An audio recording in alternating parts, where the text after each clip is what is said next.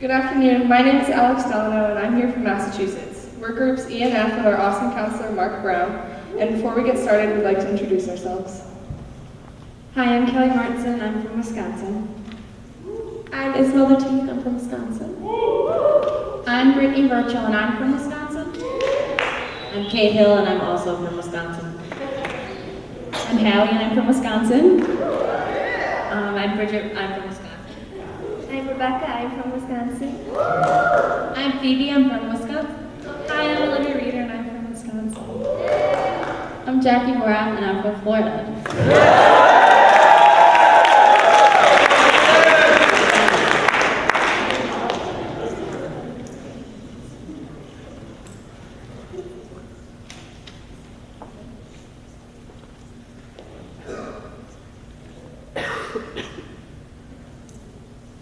So these are our trees of equality, which we developed to represent the stereotypical roles of men and women in society and how they relate. First, we made a Prezi with the information we learned this past week from our fantastic speakers, as well as additional researched information. We also made a visual to better demonstrate our understanding of gender equity and social justice. So what we did was we compared the social roles of men and women to the basic structure of a tree. And since men are being seen as representatives of society and dominant over women, they kind of resemble the top of the tree. They can be compared because the top of the tree is what gets the attention from onlookers and is usually the main focus. Men are strongly recognized in society and family life, and men seem to be more frequently noticed and recognized.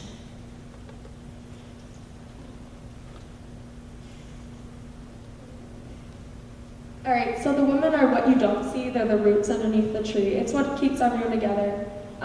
They're seen as the base of like a society, and although you can't always tell what they're doing, they're keeping everyone together, and they don't get the representation that they deserve, but they do a lot to keep everything in line and help everyone out. Yeah, I need a microphone, not my notes.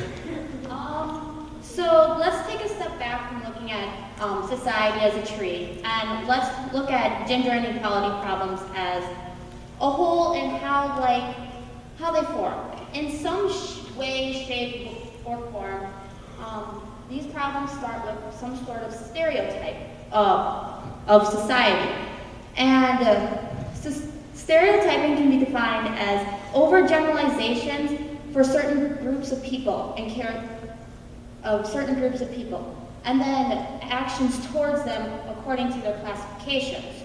And no matter where we look in society, there's stereotypes all around us. And I know our group at least asked, what word popped into your head when you heard the word masculine? Or what word popped into your head when you heard feminine? And I was just kind of curious what popped in your head when you heard the word feminine. Can I get any? Shut up. Just shut up.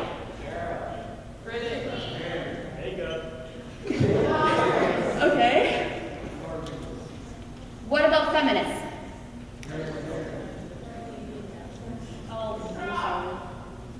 Masculine now?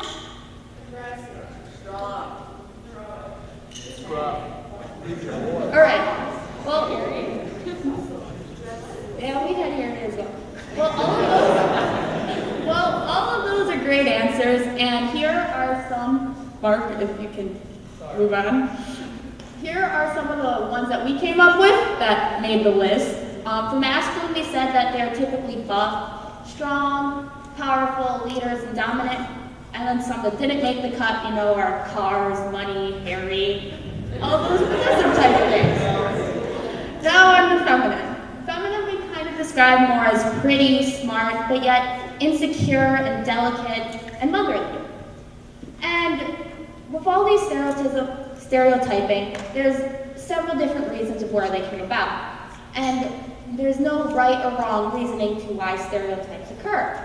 So possible reasons to why masculine is more the dominant out of these two stereotypes may just be to the fact that majority of men have the higher ranking positions, like the presidency of the United States. No woman has taken presidency quite yet out of 44 presidents. And yet, with the fact that men have the dominancy in our society of job-wise, Dominance kind of means that they have more power than the other categories around them. So that automatically makes women, because there's only two choices up here, are the weaker of the two. And I think that also with society, more focused with men on their intellectual, whereas women kind of look at the outside appearance, and they're more pressured to keep this image going.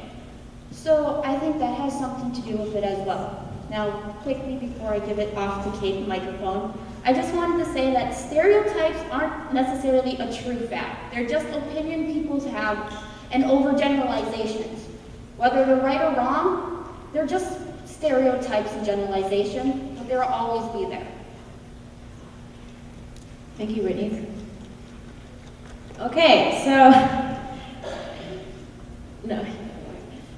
what are some characteristics that both men and women have?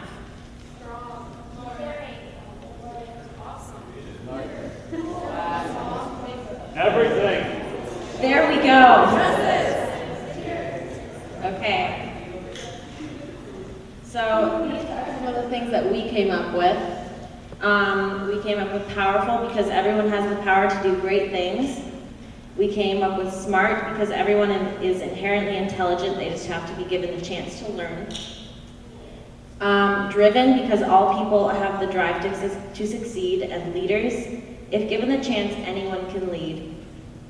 Pressured, we all have gender expectations that we are supposed to follow. Men and women have these in common because we are all humans, we're not just only genders.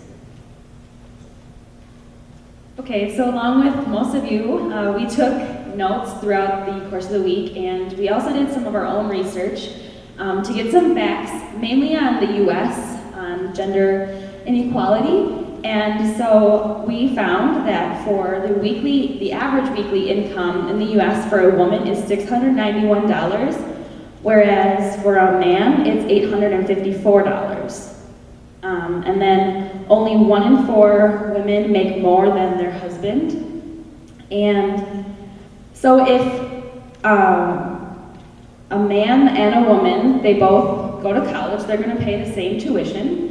If they go out and get the same job, they're not going to get the same pay, even though they do the same work. They went to college for the same amount of years, paid the same amount of tuition. Does anyone have an explanation or a justification for this? There isn't one. That's basically it. There's not really anything that explains this. It's just how our society is, and I think that there needs to be a change for that. So now let's say that woman who has that job decides to start a family. Well, in Sweden, she's going to get 15 paid months for maternity leave. Canada, she'll get 12. The UK, she gets 6. But in the US, she gets nothing.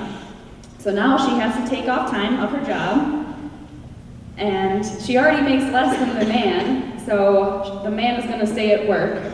So she's going to get pushed back into her, so when she goes back, she'll be further behind, and that leaves very little room for advancement. Okay, social injustice is defined as the inclusion of everybody in the full benefit of society.